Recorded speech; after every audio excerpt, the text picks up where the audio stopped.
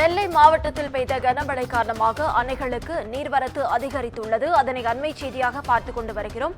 இதுகுறித்த முழு விவரங்களை வழங்க செய்தியாளர் சிவகுமார் நம்மோடு இணைப்பில் காத்திருக்கிறார். சிவகுமார், வணக்கம். விவரங்கள்.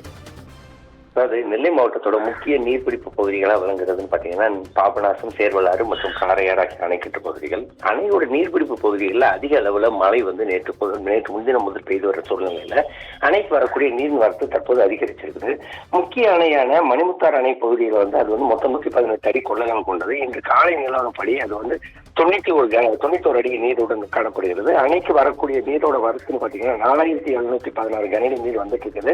அணையிலிருந்து எந்த விதமான தண்ணீர் தற்போது வரை திறந்து விடப்படவில்லை. அதே மாதிரி பாத்தீங்கன்னா காரையார் அணையானது மொத்தம் 143 அடி உயரம் கொண்டது. இன்று காலை நிலவரப்படி அது 82 அடி நீரோட காணப்படுது. அதே மாதிரி சேர்வலாறு அணையானது மொத்தம் 186 அடி கொள்ளளவு கொண்டிருந்தாலும் தற்போது 122 அடி தண்ணீரோட காணப்படுது. அணைக்கு வரக்கூடிய நீரோட வரத்துன்னு பாத்தீங்கன்னா 23,305 கனஅடி நீர் வந்துட்டு இருக்குது.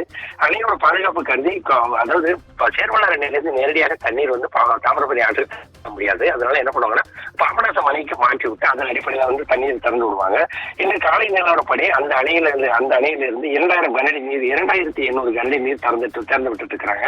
அதே மாதிரி பாத்தீங்கன்னா மழையோட அளவுன்னு சொல்லி பார்த்தோம்னா அணையோட நீர்பிடிப்பு பகுதிகளில் அதிக அளவிலான மழை நேற்று மாலை முதல் பெஞ்சிட்டு இருக்குது.